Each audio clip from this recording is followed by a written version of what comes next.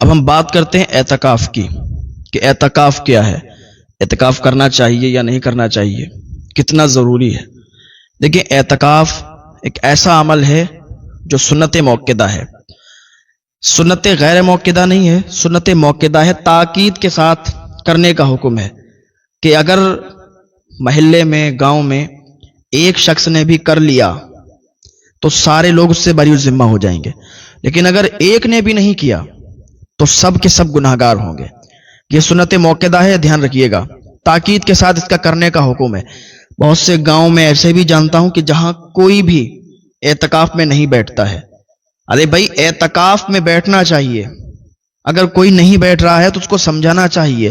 بہت سے لوگوں کو یہ پتہ ہی نہیں ہے کہ اعتکاف ہوتا کیا ہے، اعتکاف کہتے کسے ہیں، تو یہ سمجھنے کی ضرورت ہے۔ کوئی چیز اگر آپ کو نہیں معلوم ہے تو یہ نہیں کہ اس کو بھلا دیا جائے یا پوچھا نہ جائے، اس کا بھی آپ پر گناہ پڑتا ہے۔ اور اگر کسی کو معلوم ہے وہ بتا نہیں رہا ہے تو اس پر بھی گناہ پڑے گا۔ اگر کہیں پر گناہ ہو رہا ہے، کہیں پر کوئی ایسی چیز ہو رہی ہے کہ جو بتانا ضروری ہے آپ کو اور آپ کو پتا ہے تو آپ اس کو بتائیں گے۔ اگر نہیں بتائیں گے تو عند اللہ آپ کی پکڑ ہوگی کہ آپ کو پتا تھا پھر ابھی آپ نے بتایا نہیں، تو اس کی بھی پکڑ ہوگی۔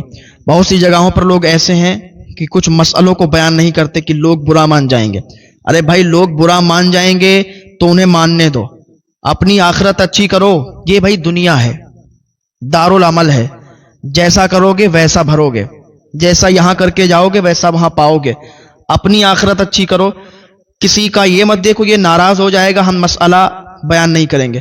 مسئلہ بیان کریں، وہ ناراض ہوتا ہے، ہونے دو، وہ ہو جاتا ہے، ہونے دو ناراض۔ آپ اپنی آخرت کیوں برباد کر رہے ہیں؟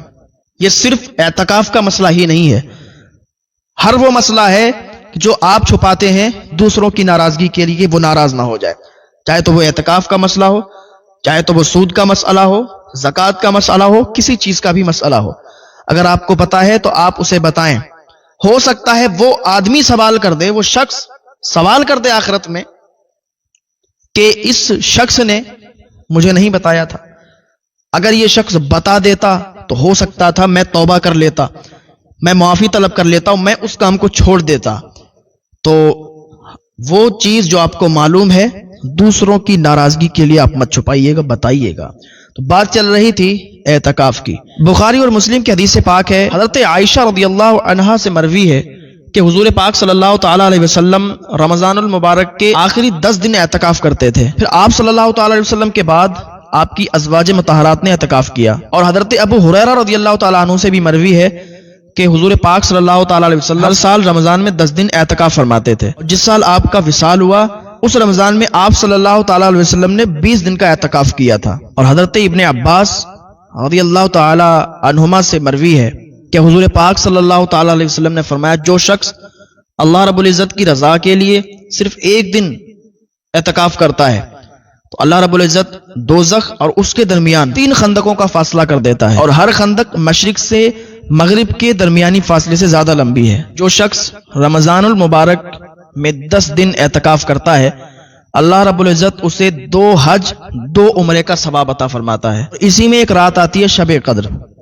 حضرت عائشہ صدیقہ رضی اللہ تعالی عنہا فرماتی ہیں کہ حضور پاک صلی اللہ تعالی علیہ وسلم نے فرمایا کہ شب قدر کو رمضان کے آخری عشرے کی طاق راتوں، اور ایک روایت میں ہے کہ 7 راتوں میں تلاش کرو۔ تو اس سے پتہ چلتا ہے کہ اعتکاف کی بہت ساری فضیلت ہے۔ اعتکاف کریں، اعتکاف میں بیٹھیں۔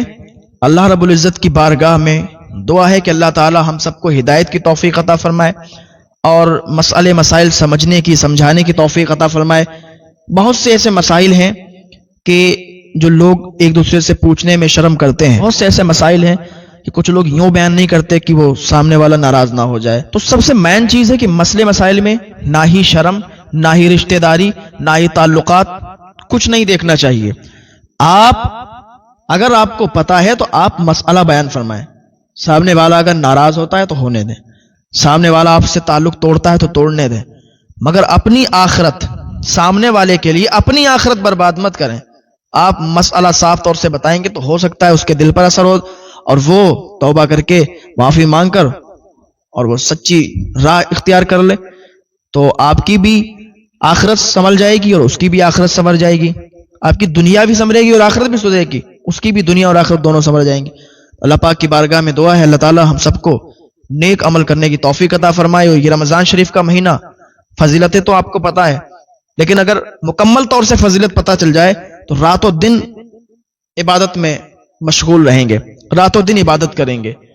جیسا کہ کل کے بیان میں میں نے بولا، کل کے بیان میں بتایا کہ وہ دو شخص جو حضور کی بارگاہ میں آئے اور انہوں نے حضور کے ہاتھ پر کلمہ پڑھا، ایمان لائے اور وہ صحابی بن گئے. ان کا مقام اور مرتبہ کیا ہوا کہ ایک زیادہ تیز تھے ہر کام میں تو ان کا انتقال پہلے ہوا، شہید ہوئے. لیکن جو 1 سال کے بعد جن کا انتقال ہوا وہ جنت میں پہلے گئے اور بعد میں وہ گئے. خواب حضرت ابو ہریرہ نے دیکھا، جیسا کہ میں نے کل بیان میں بتا دیا. ان سے پیچھے تھے، ہر کام میں پیچھے تھے، وہ جنت میں پہلے کیسے چلے گئے؟ کیونکہ انہیں 1 سال ملا اور اس 1 سال میں انہیں رمضان شریف کا مہینہ ملا، اور رمضان شریف کے مہینے میں انہوں نے عبادت کی اور اللہ کو راضی کیا، اور وہ 3 عشرے بھی انہیں ملے.